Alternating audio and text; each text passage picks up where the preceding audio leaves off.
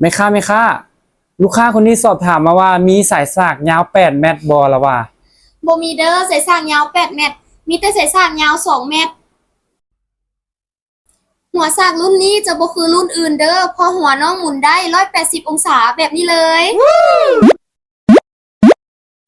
สายรุ่นนี้เป็นสายซิลิโคนเด้อทนทานบ่ขาดง่ายเบิ่งตามแม่ค้าดึงเลยทนทานแฮงสายสากรุ่นนี้มีครบทั้ง3รุ่นเลยเด้อรุ่นที่1จะเป็นสาย iPhone เด้อมีสีดำและสีส้ม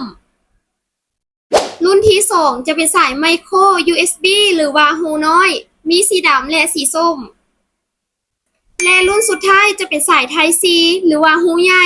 มีสีดำและสีส้มสายสาก2 เมตรรุ่นนี้ราคา 69,000 กีบเด้อสนใจติดต่อเบอร์หน้าโปรไฟล์หรือว่ากดลิงก์หน้าโปรไฟล์ห้ามฝากเบอร์เพื่อป้องกันมิจฉาชีพเด้อ